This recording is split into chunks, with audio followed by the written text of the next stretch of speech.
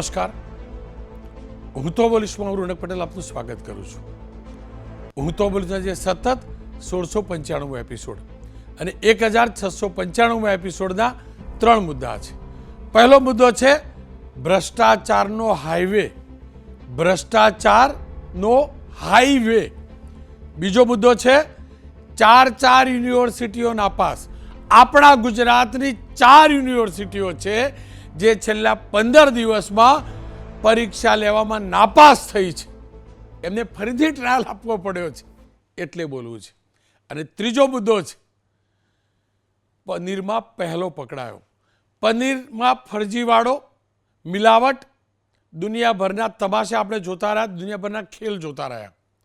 પહેલી વાર એવું થયું છે કે નકલી પનીર અથવા મિલાવટી પનીર બનાવવાના આરોપમાં એક ધરપકડ થઈ છે એટલે બોલવું છે. શરૂઆત કરું ભ્રષ્ટાચારના હાઈવેના મુદ્દાથી.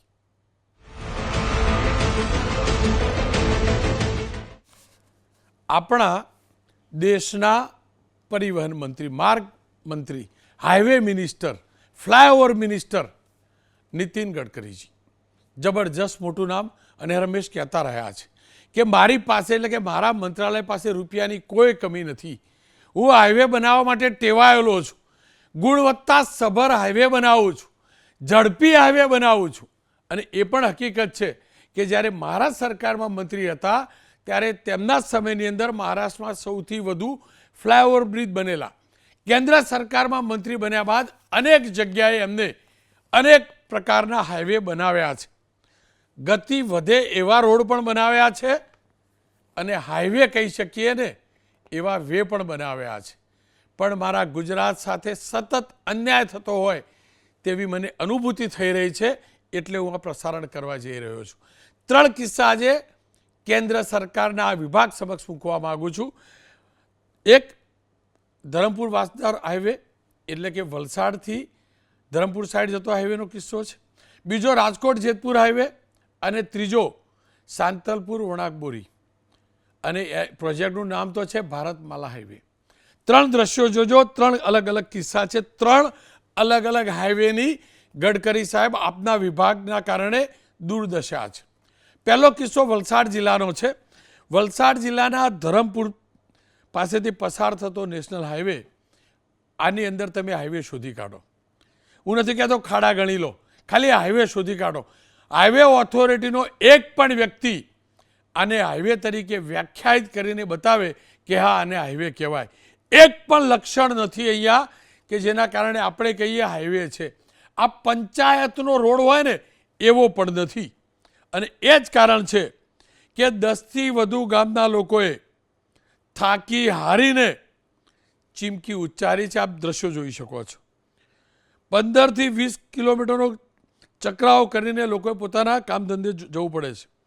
ગ્રામજનોએ ચીમકી ઉચ્ચારી છે કે 24 કલાકમાં રોડની કામગીરી શરૂ નહીં થાય તો ધરમપુરમાં ચક્કા જામ કરવામાં આવશે. આપ આ દ્રશ્યો જોઈ શકો છો, હાલત જોઈ શકો છો. મેં મારા રિપોર્ટર પાસે 5 મિનિટ પહેલાં ચેક કરાવ્યું કે ભાઈ આ ખરેખર નેશનલ હાઈવે છે ને? તો મને કહેવામાં આવ્યું કે હા આ નેશનલ હાઈવે 56 છે. આ સ્થિતિ છે ગડકરી સાહેબ નેશનલ હાઈવે 56ની. આપ આ જોઈ શકો. તમારા મહારાષ્ટ્રના પંચાયતના રસ્તા મારા ગુજરાતના હાઈવે કરતાં સારા હશે એવો મને ભરોસો છે. જો મહારાષ્ટ્રમાં થઈ શકે, જો રાજસ્થાનમાં થઈ શકે હાઈવે સારા, તો કેમ મારો ગુજરાત ટેક્સ નથી ભરતું? સૌથી વધુ ટોલ ટેક્સ ભરવામાં અમે આગળ છીએ ને સાહેબ. પછી આવું તો ના હોય ને. આપ તો એકવાર કંઈ પણ ચૂક્યા છો કે ગુજરાત જેવા સદ્ધર પ્રદેશો, 3-4 પ્રદેશનું નામ બોલ્યા હતા, એમાં અમારા ગુજરાતનું નામ બોલ્યા હતા કે ત્યાં પ્રધાનમંત્રી સડક યોજના અંતર્ગત નહીં પણ ટોલબૂથવાળા રોડ બનશે. આપ બોલી ચૂક્યા છો એટલે આપને યાદ કરાવું છું. હવે તમને ગડકરી સાહેબ આપના વિભાગે રાજકોટથી જેતપુર જવાના રસ્તાની કેવી હાલત કરી છે બતાવું. 4 લેન રોડ ત્યાં હતો. તમે વિચાર્યું કે એને 6 લેન કરવો જોઈએ. આનંદ થયો અમને કે વાહ ગડકરી સાહેબ આવ્યા. અમારે હવે અમદાવાદથી કે ક્યાંથી પણ સોમનાથ દાદાના દર્શન કરવા જવું હશે, બાપુના પોરબંદર જવું હશે, ભગવાન શ્રી કૃષ્ણના દ્વારકા જવું હશે તો અમને સ્પીડ મળશે, જલ્દી પહોંચી શકીશું. પણ ગડકરી સાહેબ માત્ર 67 કિલોમીટરનો હાઈવે એને 4 લેનમાંથી 6 લેન કરવામાં 2.5 વર્ષ નીકળી ચૂક્યા છે. 2.5 વર્ષ. 2.5 વર્ષમાં માત્ર આ જે હાઈવે છે આટલા વિસ્તારનો, એની અંદર માત્ર 5 બ્રિજ પૂરા થયા છે, ફ્લાયઓવર બ્રિજ. બાકીના બ્રિજનું કામ અથવા તો ક્યાંક ચાલે છે અથવા તો ક્યાંક અધૂરું છે. અને તમારા જ વિભાગે ઘોષણા કરી છે કે અહીંયા 2 ડઝન જેટલા બ્રિજ, 28 જેટલા બ્રિજ બનવાના છે. અને તમારા ડિપાર્ટમેન્ટે, અમે જ્યારે આ કાર્યક્રમ કર્યો હતો ત્યારે અધિકારીએ કહેલું કે ડિસેમ્બર સુધીમાં મોટા ભાગના બ્રિજનું કામ પૂરું થશે અને કામ કાર્યરત થશે. હવે તમારી જોડે જાદુની કોઈ છડી હોય તો ડિસેમ્બરની બહુ ઝાઝી વાર નથી, 31 ડિસેમ્બરની પણ ઝાઝી વાર નથી, તો આ રોડ કામ પૂરું કરજો.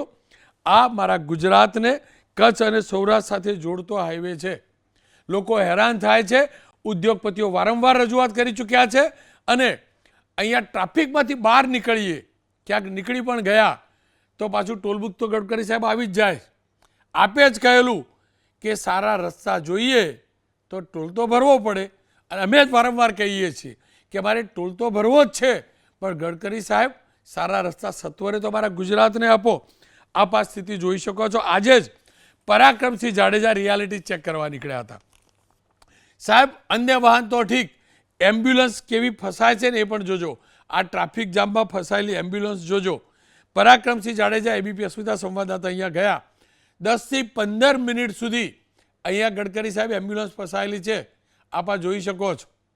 આ 6 લેનના કામની વચ્ચે કેટલી ધૂળ માટી ઉડે છે તો છે જ, કેટલું પેટ્રોલ ડીઝલ બળતું હશે, કેટલું પ્રદૂષણ થતું હશે તો થતું જ હશે. પણ બીમાર વ્યક્તિને હોસ્પિટલ પહોંચાડવા કેવી તકલીફ પડે છે એ આજના દ્રશ્યો છે. અને આપણે દાવો કરીએ છીએ ફટાફટ હાઈવેની ગતિથી હાઈવેના કામ થાય છે. કેવી રીતે માની શકીએ સાહેબ અમે? અમારા ગુજરાત બહાર તો નીકળવાવાળા લોકો છીએ નહીં. કોઈ વાર ટેલિવિઝન ઉપર તમારા રીલ જોઈ લઈએ અને અમને ખુશ થઈ જઈએ કે પૈસાની કોઈ કમી નથી ને ફટાફટ રોડ બને. અમે તો સાહેબ આ જ જોઈએ ને, આ જ જોઈએ ને. વાહન ચાલકોની સમસ્યા જો આ વિભાગના કોઈ અધિકારી સાંભળતા હોય, ગુજરાતમાં આવેલા હોય અથવા તો ગુજરાતમાં સ્થાયી થયેલા હોય, જેમની જવાબદારી હોય તો એ સાંભળી લેજો. એમ્બ્યુલન્સ ફસાઈ જાય, નાના વાહનો ફસાઈ જાય અને આ બાઇક પણ નથી નીકળી શકતું. આમાં માણસ ક્યાં જાય? આ તો સતત 2 વર્ષ થવા આવ્યા છે. આ એવડી સમસ્યા છે એની ન પૂછો વાત. એકેય બાજુથી ટાઈમસર ઘરે પુગાતું નથી. આ નેશનલ હાઈવે નું કામ હાલે, બહુ પરેશાન થાય. અરે વાત જવા દો. આ લોકો કઈક કરે તો સારું, બાકી તો પબ્લિક હેરાન થાય છે. પરિસ્થિતિ તમારી સામે જ છે, બહુ ખરાબ છે. છેલ્લા 3-4 મહિનાથી આ જ પોઝિશન છે. બહુ ગંભીર પરિસ્થિતિ છે. આવી ટ્રાફિક અમે ક્યારેય જોઈ નથી. ધારાસભ્યો ઘણા નીકળે છે, સંસદો નીકળે છે, પણ કોઈ ધ્યાન દેતું નથી. એટલી પબ્લિક હેરાન થાય છે કાયમી માટે. આજે નહીં, દવાખાની એમ્બ્યુલન્સો કાયમી માટે હેરાન થાય છે.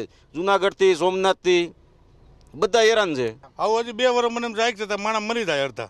અડધા ડિલિવરીમાં મરી જાય, અડધા હોસ્પિટલ કે ને જુનાગઢથી કે રાજકોટ લઈ જાવ ત્યાં મરી જશે. અહીં પૂછશે નહીં, છોકરો બાપની વાત જોઈએ, એમ્બ્યુલન્સમાં કે ઓફ થઈ ગયા કે ભૂગ્યા ને એમ ટાઈમ એમ કહે. હવે વાત કરી લઉં ભારતમાલા પ્રોજેક્ટની.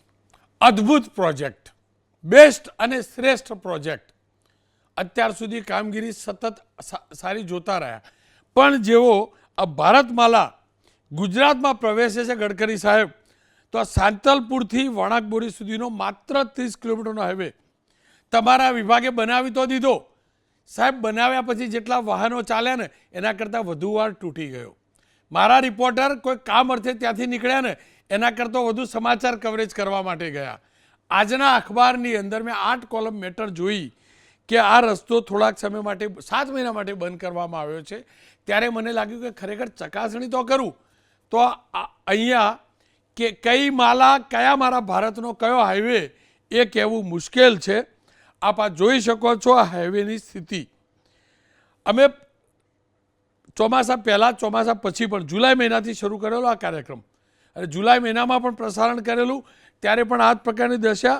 પાછું કંઈક રિપેરિંગ કરાવ્યું, પાછું કેન્દ્ર સરકાર અને રાજ્ય સરકારની અલગ અલગ ટીમોએ રોડની તત્કાલીન તપાસ કરી અને અહીંથી નમૂના લેવાયા, લેબોરેટરીમાં મોકલાયા.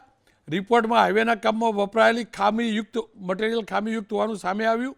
અમે એટલે તો કહીએ છીએ કે આ ભ્રષ્ટાચારનો હાઈવે છે.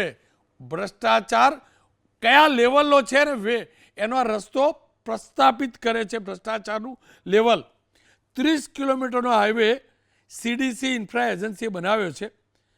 બનાવેલા રોડમાં 5 વર્ષ સુધી તમામ જવાબદારી કોન્ટ્રાક્ટરની હોય છે.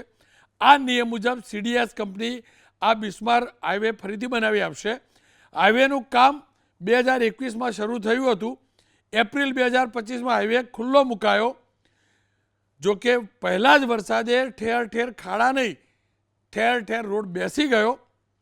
આખો રોડ બેસી ગયો કેટલાક ઠેકાણે તો. અને સાંતલપુરથી વણાકબોરીના 30 કિલોમીટરમાં 500 કરોડ રૂપિયા સાહેબ ખર્ચ્યા. તમારા વિભાગ જોડે બહુ પૈસા, એમાંથી 500 કરોડ ખર્ચ્યા છે. હવે તમે તમારો વિભાગ કહે છે કોન્ટ્રાક્ટર બનાવી આપશે.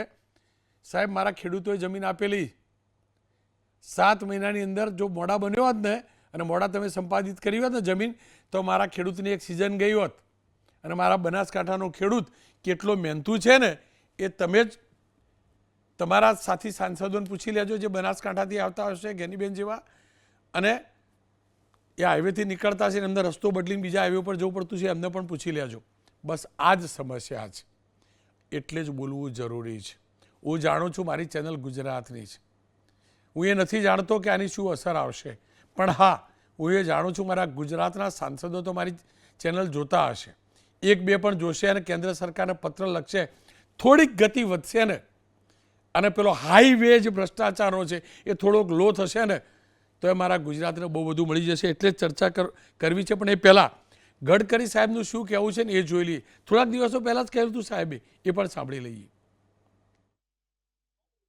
स्कैनर एक साइन लगाकर एक रोड पर कोई भी जनता को ये मालूम हो जाए कि ये रोड मंत्री कौन है, सेक्रेटरी कौन है, उसका फ़ोन नंबर क्या है, कौन सा कॉन्ट्रैक्टर है, कौन एग्जीक्यूटिव इंजीनियर था, उसका फ़ोन नंबर सब डिटेल दो, तो ताकि प्रेस वाले मेरा फोटो क्यों छापे, मैं क्यों गाली खाऊं,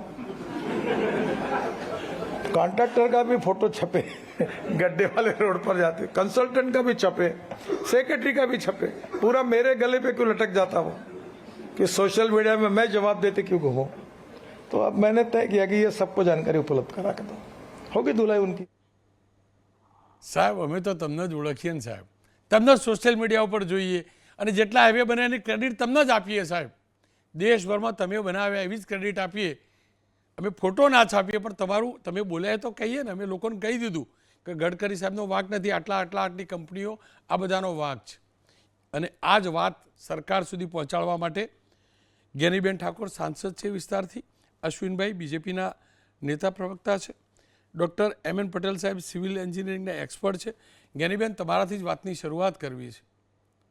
ગડકરી સાહેબને તમે મળતા હશો, જો દિલ્હી તો અમે જોયું નથી અને એટલા પ્રદૂષણમાં જવાની ઈચ્છા પણ નથી થતી અને એ બાજુનો સીધો હાઈવે પણ નથી, પ્લેન પોસાતું નથી, પણ તમે તો એ રોડથી નીકળતા હશો. ખરેખર કેવી હાલત છે, સરકાર શું કરી રહી છે અને કેમ આવી હાલત થઈ છે?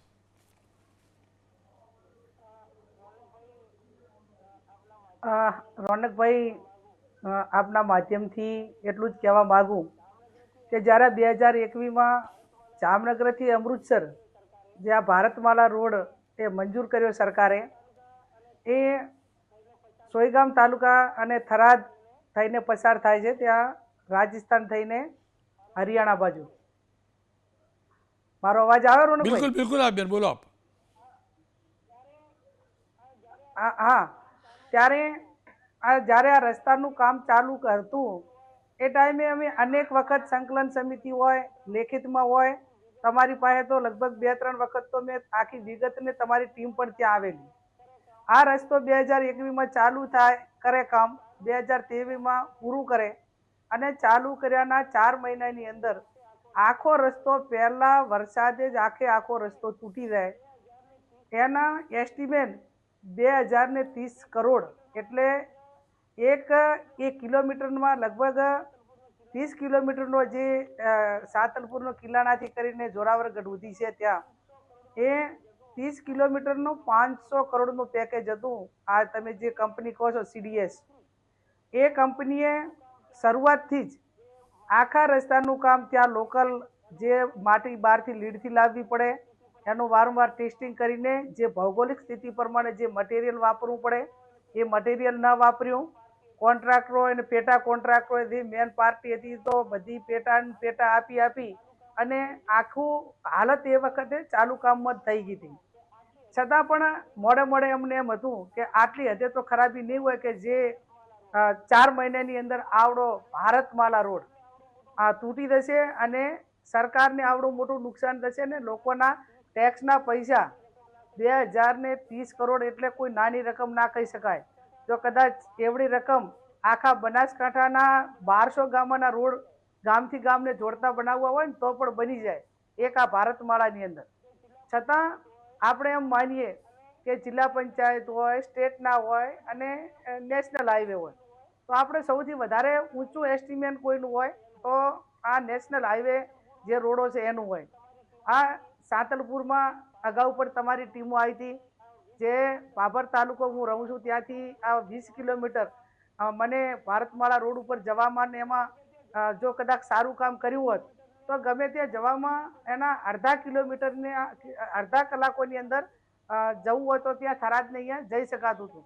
પણ હાલત એવી છે કે 50 કિલોમીટર દૂર ભરીને જવું પડે તો જવાય, પણ આ ભારતમાળા રોડ ઉપર ચડાય એમ નથી. આ પરિસ્થિતિ આજે છે. ખાડા પડ્યા, આમ કહે ને આપણે ઘણી વખત પીએમના ભાષણ પણ સાંભળેલા કે અમે આ રોડ માટે કરીને એવી બહારથી ટેકનોલોજી લાવ્યા છીએ કે જેથી કરીને હવે જે રોડો બનશે એટલા મજબૂતીકરણવાળા બનશે અને વર્ષો સુધી એનું મેન્ટેનન્સ જે તે કોન્ટ્રાક્ટરને આપ્યો હોય કંપની કરશે. ત્યારે હવે એટલું ચોક્કસથી કહીએ કે એવડા મોટા ખાડા વિકાસ કોઈ ખાડે ગયો છે, કોઈ વિકાસ તૂટી ગયો છે કે આ જે જવાબદાર લોકો જે નેશનલ હાઈવે ઓથોરિટીના ને એક નાના જે ઓલા કે મચ્છર એ મારીને સસ્પેન્ડ કર્યા. આવડા મોટા ભ્રષ્ટાચારમાં જે તટસ્થ રીતે તપાસ થવી જોઈએ ને એના પગલાં લેવાય અને એના જે કંપનીને કામ આપ્યું હોય એના કરતાં પણ વધારે જવાબદાર એ નેશનલ હાઈવે ઓથોરિટીના અધિકારીઓ છે. એટલા માટે કે એમને સ્ટેમ્પ બાય સ્ટેમ્પ બધા મટીરિયલ એમને ટેસ્ટ કરવાનું હોય છે. તો કેમ એ ટાઈમે એમને ટેસ્ટ ના કર્યું? જ્યારે શરૂઆતથી ખરાબ થતું હતું એ ટાઈમે રોક્યું હોત તો હું માનું છું ત્યાં સુધી એટલે જ અટકાઈ અને એમાં કોઈ પણ ભોગે ગુણવત્તામાં આપણે ક્યાંક એ વખતના અધિકારીઓ કે એમને ધાર્યું હોત તો કરી શકો પણ થયું નથી. એ ખૂબ આ દુઃખની વાત છે. રોનકભાઈ, ભારતમાલા રોડ હમણાં તમે એમ માનો કે આ ભારતમાલા રોડ 4 મહિનામાં તૂટી ગયો અને પાછો બીજો મંજૂર કર્યો. તમે એમ કીધું કે ખેડૂતો બિચારા એને એક વીઘો જમીન હોય તો દેશ માટે કરીને ડેવલપિંગ થાય તો ખુશીથી આપે, નથી માગતા છતાં એમને બનાવવા છે અને બનાવવા છે એટલે તમારે ભ્રષ્ટાચાર માટે કરીને જ બનાવવા, લોકોના હિતમાં નહીં. હજુ રોડ તૂટી ગયો એ પહેલા તો ટોલ નાકા ઊભા કરી દીધા ઉઘરાણી કરવા માટે કરીને. એટલે જ્યારે આપણે કોઈ પણ ગાડી લેતા હોય કે ગમે એ લેતા હેડો આપણે જે એના નિયમો પ્રમાણે ટેક્સ ભરવાનો, પણ એની સામે વ્યવસ્થા તો હોવી જોઈએ કે ના હોવી જોઈએ? તમારે જેટલા હાલની તારીખમાં બનાસકાંઠામાં નેશનલ હાઈવે છે એ તમામ નેશનલ હાઈવેની આ જ હાલત છે. એટલે આ વખતે લોકસભામાં હું આ વાત કરવાની છું જ્યારે મને બોલવાનો મોકો મળે ત્યારે. આમ તો ગડકરી સાહેબના વખાણ થાય અને એક ઈમાનદાર મંત્રી તરીકે એમની છબી પણ છે, પણ જ્યાં સુધી આ કામોમાં ગુણવત્તા ન આવે અને સમસ્યાઓ હલ ન થાય ત્યાં સુધી એ વિભાગના એક મંત્રી તરીકે ક્યાંક ને ક્યાંક એમનું ધ્યાન દોરવાનું થતું છે. તો 100% મળીને આ તમામ ફોટાઓ સાથે ત્યાં રજૂ કરવા માટેનો પ્રયત્ન કરીશું. બેન, આપનો ખૂબ ખૂબ આભાર. પણ છેલ્લે જતા એ પણ કહી દઉં તમને, તમારા બહુ બધા મોટા બિલ્ડરો, મોટા હાથવાળા તો નાલ થઈ ગયા ને. ખેડૂતોની જમીન લઈ લીધી, પછી એને કરાવી દીધી, કમાઈ લીધું ને, બસ બહુ થઈ ગયું. બહુ કમાઈ લીધું ને, સાચું કહેજો લોકોએ, બહુ કમાઈ લીધું ને યાર. જમીન આ બાજુથી આ બાજુ કરીને કેટલું કમાઈ ગયા? આપણે બનાસકાંઠાના જ કમાયા ને લોકો, બનાસકાંઠાના જ કમાયા ને, કરોડપતિ થઈ ગયા ખુશ. એમને રોનકભાઈ આ ભારતમાલા રોડ બનાવ્યો ને એની આજુબાજુના બધા તળાવો આખા ફોડી નાખ્યા માટી કાઢવા માટે. જેટલે પાણી ના આવ્યું ત્યાં સુધી કોન્ટ્રાક્ટરોએ ખનન કર્યું અને તળાવ બધા ખારા થઈ ગયા. ખારું પાણી અત્યારે ખેડૂતોના જમીનમાં જાય છે. એ તમામ જમીન ખારી થવાનું પાછળનું કારણ એ આજુબાજુના ગામોનું હોય તો પણ આ ભારતમાલા રોડ જવાબદાર. બેન, આપનો ખૂબ ખૂબ આભાર. દિલ્હી જાઓ ને એટલે ભૂલ્યા વગર મળજો. જુઓ, તમે આટલા વખાણ કર્યા, પ્રમાણિક મંત્રી છે હાથે, એટલે તમને ટાઈમ તો મળે, તમને ટાઈમ આપશે એ પાક્કું, બરાબર? અને આવેદનપત્ર આપજો ને એ મોકલજો મને કોપી. હું 100% ટેલિકાસ્ટ કરીને પછી જોઈશ બી ખરો કે જ્ઞાનીબેનનો અવાજ દિલ્હીમાં કેટલો ચાલે છે. કારણ કે જો ચાલ્યો હોત તો આ ખાડા ના પડ્યા હોત. ના એટલે પાકું જી, આપ તો ખૂબ ખૂબ આભાર હા, એટલે જી છે. પણ જે તમે કીધું એમ કે ત્યાંથી એજન્સી નક્કી કરવાની હોય તો મળતિયાઓની થાય ને એટલે જી પછી બેન ક્વોલિટી ના હોય. આપનો ખૂબ Thank ખૂબ you. જી આપનો ખૂબ ખૂબ આભાર. અશ્વિનભાઈ મારી સાથે જોડાયા. અશ્વિનભાઈ, ઉત્તર ગુજરાતમાં જઈએ તો બનાસકાંઠાવાળો ભારતમાળો પ્રોજેક્ટ, પેલી બાજુ આપણે દ્વારકાધીશના ભગવાનના દર્શન કરવા જવાય લાલાના તો પેલો રોડ 3-3, 4-4 કલાક બગાડે. વલસાડથી જવું હોય ધરમપુર બાજુ તો આરી હાલત, પેલો ઉમરગાંવથી અંબાજીવાળો રસ્તો. આવું કેમ થઈ ગયું આપણા ગુજરાતમાં? ગડકરી સાહેબ તો જબરજસ્ત હાઈવે બનાવે ને, કેમ આપણા ગુજરાતમાં જ આવું? બીજે બધે વખાણ સાંભળ્યા છે, બધે વખાણ સાંભળ્યા મેં.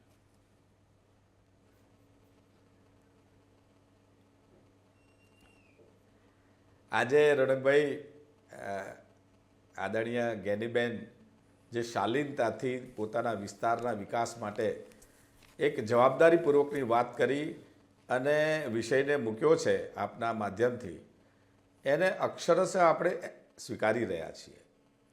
એમણે જે તે વખતે સમયાંતરે તેમના ખૂબ ઊંડા નોલેજના આધારે જે તે એજન્સીઓને આ કામની અંદર નબળી કામગીરી ન થાય તેના માટે ચેતવ્યા હતા. તેમ છતાંય 135 કિલોમીટરનો આ રોડ, એમાં આ 30 કિલોમીટર એ રોડ કંપનીની બેદરકારી અને એના મટીરિયલની ગુણવત્તાઓ અને ટેકનિકલ કારણોસર એ ખરાબ થયો છે. અને ખરાબ થયો ત્યારે ચોક્કસથી એની પર પગલાં પણ લેવાયા છે અને પગલાં લીધા પછી અધિકારીઓને સસ્પેન્ડ પણ કર્યા છે. સાથે સાથે આ કંપની CDS કંપનીની 5 વર્ષની ગેરંટી છે. અમે તો સરકારને એ પણ એના અધિકારીઓને જણાવ્યું છે, જે લોક લાગણી છે, કે આ કંપની જે છે એ ફરીવાર આવું નવું કામ કરશે તો કદાચ સરકારના અધિકારીઓને, માન્ય મંત્રીશ્રીને પણ ધ્યાનમાં મૂકીશું તો સારી એજન્સીઓ દ્વારા પણ આ રોડને દુરસ્ત કરાવીશું. ને એ ગેરંટી પિરિયડની અંદરથી એમની બેંક ગેરંટી વગેરે જે હોય છે એમના માધ્યમથી પણ આ રોડને દુરસ્ત કરાવીશું. દુરસ્ત કરાવીને આદરણીય જ્ઞાનીબેનના વિસ્તારમાં એ એટલો નાનકડો પેચ એની ફરિયાદ ના રહે એ જોઈશું. ગુજરાતની અંદર આપણા બેન એક સાંસદ સભ્ય તરીકે ખૂબ શાલીનતાથી સચોટ રીતે પોતાનો વિષય મૂકે છે, સરકાર સ્વીકારે છે. તેમણે આદરણીય મંત્રીશ્રીની પણ વાત કરી છે કે તેઓ સારું કામ કરે છે.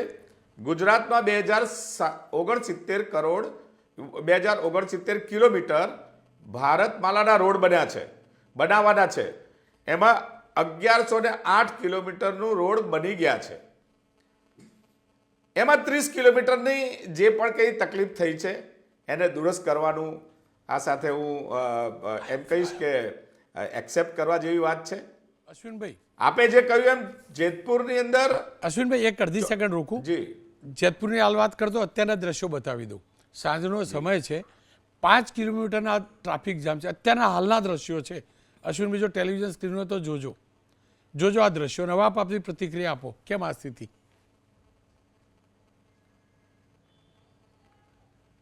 રોનકભાઈ, એ વાત સાચી છે કે જેતપુર રાજકોટનો જે રોડ છે તેની બંને તરફ ઇન્ડસ્ટ્રીઝ વિસ્તાર છે અને ઇન્ડસ્ટ્રીઝ વિસ્તારની અંદર રોડ બનાવતાની સાથે જ અનેકવિધ પ્રશ્નો, લાઈનો, પાઇપલાઇનના પાણીની પાઇપલાઇન, ગેસની પાઇપલાઇન, ઇલેક્ટ્રિકની પાઇપલાઇન, એને દૂર કરવામાં સમય લાગ્યો છે. પીવાના પાણીની પાઇપલાઇન હોવાના કારણે લોકોની સાથે રહીને કામ કરવું થોડું અઘરું બન્યું, પરંતુ હવે ખૂબ ઝડપથી એ કામ પૂર્ણ કરવામાં આવશે. ટ્રાફિક વધ્યો છે રોનકભાઈ. આ રોડ પર તો સ્વાભાવિક રીતે 6 લેન નહીં બનવાના કારણે ટ્રાફિક વધ્યો છે. અરે તમામ રોડ ઉપર ગુજરાતની અંદર તારે ટ્રાફિક જોવા મળે છે અને એના કારણે ટ્રાફિક સમસ્યા પણ ઊભી થાય છે. પરંતુ આ રોડમાં પણ અધિકારીઓએ આ 3-4 મહિનાની અંદર, આપણે ડિસેમ્બરની વાત કરી, પરંતુ હમણાં જ આ 5માંથી બીજા 10 પુલ આ ડિસેમ્બરમાં પૂરા થશે અને બાકીના અત્યારે 25 કિલોમીટરનો રોડ છે એ 67 કિલોમીટરનો રોડ પૂર્ણ કરશે. અને તેથી સોમનાથ ભગવાનના દર્શન અમદાવાદથી વાયા રાજકોટ જેતપુર પણ કરીશું. અને ભાવનગર ધોલેરા, એ ભાવનગર ધોલેરાનો પણ રોડ જુઓ, એ પણ ગડકરી સાહેબના માધ્યમથી થયો છે. એ જે કોસ્ટલ હાઈવે છે. એટલે મારું એટલું જ કહેવું છે કે ગડકરી સાહેબની કામગીરી ખૂબ સારી છે, પરંતુ 30 કિલોમીટરના રોડની અંદર ક્યાંક ને ક્યાંક ક્ષતિ રહી હશે તો ચોક્કસથી પૂરી કરીશું. બિલકુલ. કારણ કે એક જાગૃત સાંસદ જી અશ્વિનભાઈ. સૌમ્ય અને એમની રજૂઆતો જે સારી હોય છે, અન્ય નેતાઓની જેમ તેમણે કોઈ જી દિવસ અશ્વિનભાઈ. પ્રતિનિધિ તરીકેની એમની છાપ છે એને ભૂસાવા નથી દીધી. એટલા માટે ગેનીબેનને એમના કામની જે ચિંતા છે એમાં અમે અશ્વિનભાઈ. એમની ચિંતામાં સૂર પુરાવીએ. અશ્વિનભાઈ, આ શાલીનતાથી આપણા મનસુખભાઈ પણ તો રજૂઆત કરી હશે પેલો રાજકોટવાળા હાઈવે માટે. આ શાલીનતાથી રૂપાલા સાહેબ પણ તો વાત કરી હશે અને એ પણ તો ગડકરી સાહેબને કહેવું જ પડે ને કે આટલો સારા આટલા ફાસ્ટ છો તો આ ગુજરાત અને એ ભાગ બી ભારતમાં જ આવે. પટેલ સાહેબ મારી સાથે જો. પટેલ સાહેબ, આપ તો સારી રીતે આખી પ્રક્રિયાને જાણો છો. કારણ શું? ગડકરી સાહેબ બધે સુપર ડુપર હિટ, આ 3 જ રસ્તા બતાવ્યા મેં. કારણ શું?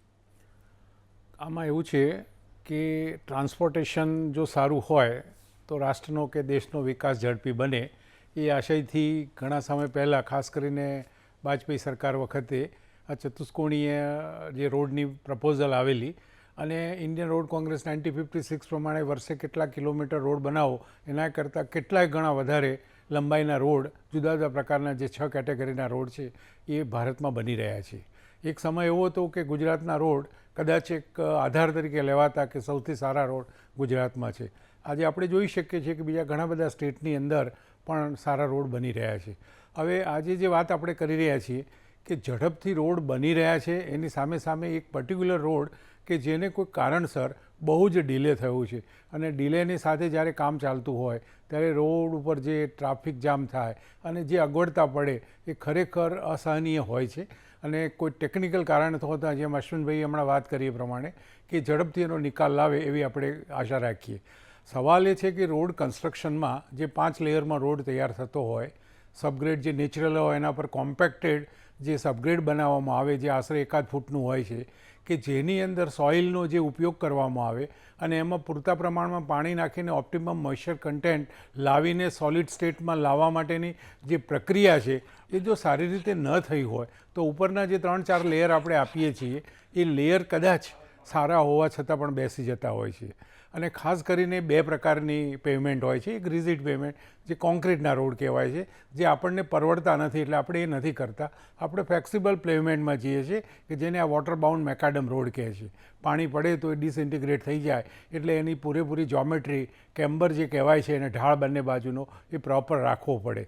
હું માનું છું કે એનું સોઇલ ટેસ્ટિંગ અને એના લેબોરેટરી ટેસ્ટિંગ પણ નિયમિતપણે સેમ્પલ લઈને કરવાના હોય છે. આશા રાખું કે આ બધું થતું હશે, પણ કદાચ એનું પ્રોપર મોનિટરિંગ નહીં થયું હોય અને જે રીતે કહ્યું કે ભાઈ કંપની 5 વર્ષ સુધી મેન્ટેન કરે છે, પણ આટલી અગવડતા વેચવીને અને આપણે ફોરેનમાં ફરીએ ત્યારે રોડ જોઈએ છીએ અને ભારતમાં જોઈએ છીએ. સિવિલ એન્જિનિયર તરીકે આપણને ઘણીવાર દુઃખ પણ થાય કે આટલું સરસ કોલેજ લેવલે શીખવવામાં આવે છે, પણ જ્યારે કોન્ટ્રાક્ટરો બને ત્યારે કયા ધોરણો અપનાવે છે એ ખરેખર ક્વેશ્ચન માર્ક બની જાય છે. આશા રાખીએ કે ભવિષ્યમાં આપણને સારા રોડ મળે, ઝડપથી ટ્રાન્સપોર્ટેશન થાય તો દેશનો વિકાસ પણ ઝડપથી થાય. સાહેબ, પણ આ બધી વાત કરી સાચી, પણ જે આ ભારતમાળા પ્રોજેક્ટ છે,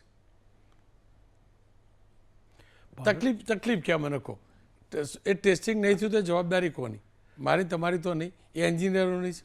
એન્જિનિયરો તમારી જોડે ભણીને તૈયાર થયા છે સાહેબ. દેશના એન્જિનિયરો બીજી કોઈ યુનિવર્સિટી ભણીને તૈયાર થયા છે. કેમ એ કેમ રસ ના લે? એમની જવાબદારીઓ કેમ રસ નહીં લેતા હોય? કંઈક તો કારણ છે રસ નહીં લેવા પાછળ. રસ લેવો જોઈએ અને કદાચ પોલિટિકલ જે કે ઇન્ટરફિયરન્સ પણ હશે, જે કંઈ હોય, પણ રેગ્યુલરલી એનું ટેસ્ટિંગ થતું હોય છે, ટેસ્ટિંગના રિપોર્ટ પણ હોય છે.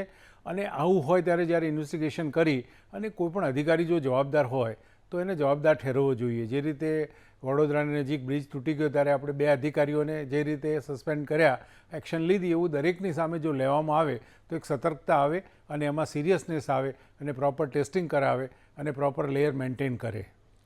જો બીજી એક વાત કીધું સર, આપે જે કહ્યું પરમિશનવાળી આ હતી, આ બધું ક્લિયર કરી રાજકોટથી જેતપુર, મને યાદ છે જ્યારે ત્યારે તત્કાલીન કલેક્ટર ઇન્વોલ્વ થયેલા, ત્યારબાદ એ વિસ્તારના જે હાઈવે ઓથોરિટીના અધિકારી હતા એમને ગેરંટી આપેલી બધું ક્લિયરન્સ થઈ ગયું છે. કલેક્ટરે મિટિંગ કરી, ડિસેમ્બર સુધીમાં પુલ તૈયાર થઈ ગયો છે.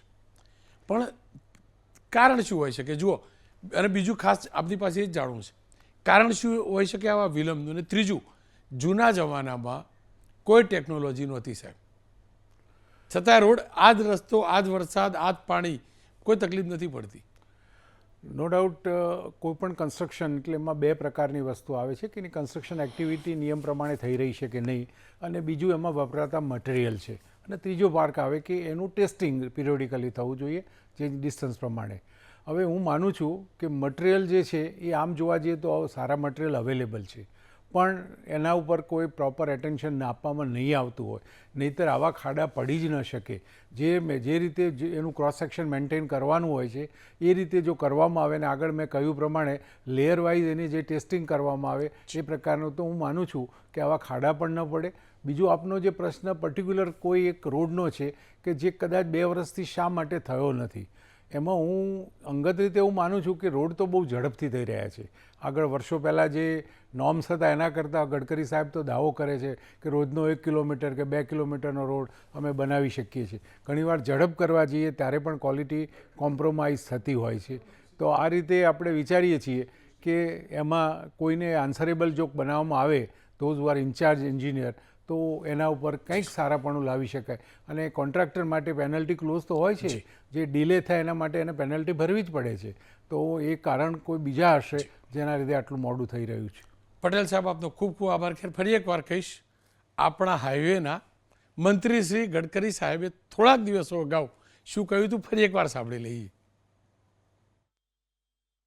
स्कैनर एक साइन लगाकर एक रोड पर कोई भी जनता को ये मालूम हो जाए कि ये रोड मंत्री कौन है, सेक्रेटरी कौन है, उसका फ़ोन नंबर क्या है, कौन सा कॉन्ट्रैक्टर है, कौन एग्जीक्यूटिव इंजीनियर था, उसका फ़ोन नंबर, सब डिटेल दो, तो ताकि प्रेस वाले मेरा फोटो क्यों छापे, मैं क्यों गाली खाऊं, कॉन्ट्रैक्टर का भी फोटो छपे गड्ढे वाले रोड पर जाते, कंसल्टेंट का भी. ગડકરી સાહેબ, તમારી વાત સાચી છે, તમે શું કરવા ગાળ સાંભળો, પણ અમારી વાત પણ તો એ છે ને કે ટોલ ટેક્સ ભરીએ છીએ છતાં અમે અડકા શું કરવા તોડીએ સાહેબ? આ પણ તો છે ને સાહેબ. બસ સિક્કાની બે બાજુ છે. આપની સાઈડ પણ સાચી છે કે પાપ બીજા કરે અને તમે શું કરવા ગાળ સાંભળો. તો અમે પણ તો આ જ કહીએ છીએ સાહેબ, તમારા વિભાગના અધિકારીઓને કોન્ટ્રાક્ટરો ડંગ ડાળા વગરના રોડ બનાવે, અમે રૂપિયા ભરીએ, તો અમે અડકા શું કરવા તોડીએ સાહેબ? જ્યારે પણ સમય મળે ને એટલે આના ઉપર વિડીયો બનાવીને ચોક્કસથી મોકલજો સાહેબ, આનંદ થશે. વિનમ્ર ભાવે કહું છું સાહેબ, વિનમ્ર ભાવે મારા ગુજરાતના હાઈવેની સ્થિતિ ઉપર એકાદો વિડીયો બનાવજો, અને એ પણ કહેજો કે અમાર પૈસા ભરીને પણ અડકા કેમ તોડવાના, બસ આટલું કહેજો સાહેબ. ખેર, હું તો બોલીશું હવે વાત અને એક મુદ્દાની, અને મુદ્દો જ 4 યુનિવર્સિટીઓ નાપાસ થઈ છે એની.